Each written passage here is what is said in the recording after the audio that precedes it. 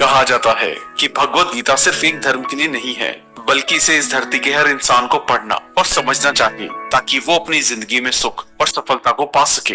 भगवत गीता में कुल 18 अध्याय हैं और इन 18 अध्यायों में 700 श्लोक हैं, जो सभी के लिए पढ़ पाना थोड़ा मुश्किल है। इसलिए इसे हर सुबह सुने। हर इंसान को कर्म में विश्वास करना चाहिए, क्योंकि ये जगत ही कर्म लोक है। कर्म आपके हाथ में है, परिणाम नहीं। इसलिए कर्म पर ध्यान लगाएं, यानी कि सिर्फ काम पर ध्यान लगाएं और मेहनत करें। भगवान श्री कृष्ण का जीवन और उनकी शिक्षाएं हमें प्रेरणा और जीवन जीने की कला सिखाती हैं। उनके उपदेशों में गीता का संदेश विशेष रूप से महत्वपूर्ण है, जो जीवन के विभिन्न पहलुओं पर आधारित है। श्री कृष्ण की जीवन गाथा में कई ऐसे क्षण हैं जो हमें सिखाते हैं कि हमें किस प्रकार परिस्थितियों का सामना करना चाहिए और अपने कर्तव्यों का पालन कैसे करना चाहिए। चाहे वह अर्जुन को महाभारत के युद्ध में प्रेरित करने का समय हो या गोपियों के साथ रासलीला, श्री कृष्ण के हर कार्य में हमें जीवन के गहरे अर्थ मिलते हैं। गीता का संदेश भगवत गीता में श्री कृष्ण ने अर्जुन को जीवन के असली उद्देश्य के बारे में बताया। उन्होंने कहा कि जीवन में कर्म करना ही हमारा धर्म है। कर्मण्येवाधिकारस्ते मा फलेषु कदाचन, अर्थात हमें केवल कर्म करने का अधिकार है, फल की चिंता नहीं करनी चाहिए। यह संदेश आज के युग में भी उतना ही प्रासंगिक है जितना कि महाभारत के समय था। जब हम अपने कर्म को सही तरीके से और ईमानदारी से करते हैं तो सफलता और असफलता के बारे में चिंता नहीं करनी चाहिए। श्री कृष्ण ने ये भी सिखाया कि हमें अपने जीवन में निष्काम कर्म करना चाहिए। इसका अर्थ है कि हमें अपने कर्मों के परिणाम के प्रति आसक्त नहीं होना चाहिए। ये सिद्धांत हमें सिखाता है कि जीवन में हमें अपने कर्तव्यों का पालन पूरी निष्ठा और समर्पण के साथ करना चाहिए। अपने जीवन के माध्यम से ये भी दिखाया कि जीवन में संतुलन बनाए रखना कितना महत्वपूर्ण है। चाहे वह अपने कर्तव्यों का पालन हो, प्रेम और मित्रता का निर्वहन हो या युद्ध के मैदान में धैर्य और साहस दिखाना हो, श्री कृष्ण ने हर स्थिति में संतुलन बनाए रखा। उन्होंने ये भी सिखाया कि जीवन में हमें हर परिस्थिति को समान रूप से लेना चाहिए, चाहे वह सुख हो या दुख, हानि हो या लाभ। सुख दुखे समय कृत्वा लाभालाभ और जयाज्यो, इसका अर्थ है कि हमें सुख और दुख, लाभ और हानि, जीत और हार में समान रहना चाहिए। इस संतुलन से जीवन में शांति और स्थिरता आती है। भक्ति और प्रेम का महत्व श्री कृष्ण के जीवन का एक और महत्वपूर्ण पहलू उनकी भक्ति और प्रेम से भरा जीवन था। उनका प्रेम राधा के साथ, गोपियों के साथ और उनके भक्तों के साथ एक अनोखा और अनंत प्रेम था। श्री कृष्ण ने ये सिखाया कि भगवान की भक्ति और प्रेम ही हमें जीवन में सच्ची खुशी और संतोष की ओर ले जाते हैं। श्री कृष्ण का ये संदेश भी है कि प्रेम और भक्ति में कभी कोई शर्त नहीं होती। यह एक ऐसा संबंध है जिसमें समर्पण, त्याग और विश्वास होता है। उन्होंने अपने भक्तों के प्रति हमेशा प्रेम और करुणा दिखाई, चाहे वे किसी भी परिस्थिति में हो।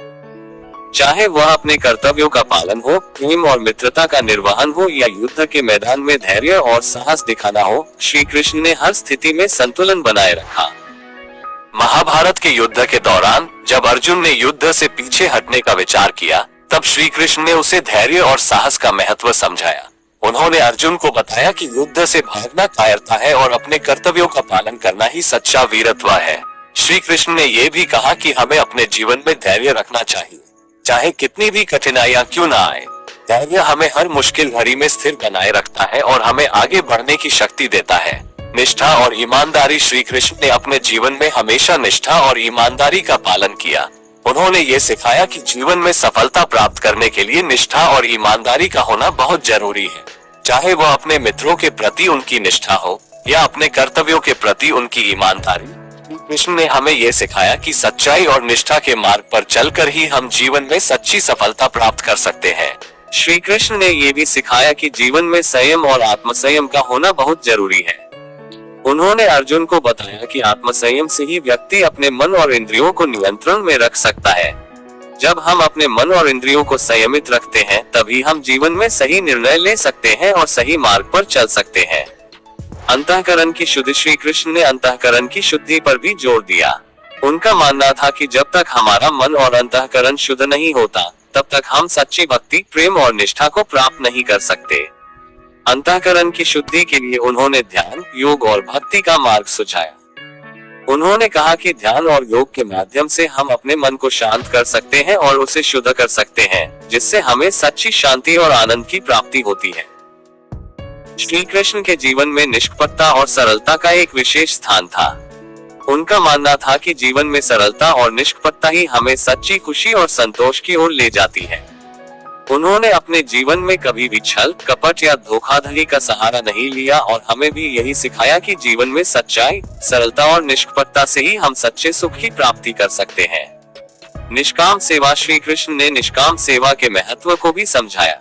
उन्होंने कहा कि जीवन में सेवा का कार्य सबसे बड़ा धर्म है, लेकिन ये सेवा निष्काम होनी चाहिए।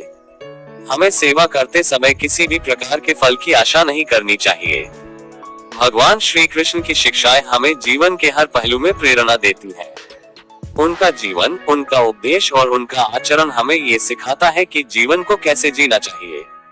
श्री कृष्ण का संदेश हमें सिखाता है कि हमें अपने कर्तव्यों का पालन करना चाहिए, जीवन में संतुलन बनाए रखना चाहिए और सबसे महत्वपूर्ण, हमें प्रेम और भक्ति के मार्ग पर चलना चाहिए। उनकी शिक्षाएं हमें ये भी बताती हैं कि जीवन में सबसे बड़ा धर्म है सेवा, और सेवा में भी हमें निष्काम भाव रखना चाहिए। जब हम श्री कृष्ण के उपदेशों का पालन करते हैं, तो हम जीवन में सच्चे सुख और शांति की प्राप्ति कर सकते हैं। श्री कृष्ण का जीवन और उनकी शिक्षाएं हर युग में प्रासंगिक है और हमें जीवन में सही मार्ग पर चलने के लिए प्रेरित करती हैं।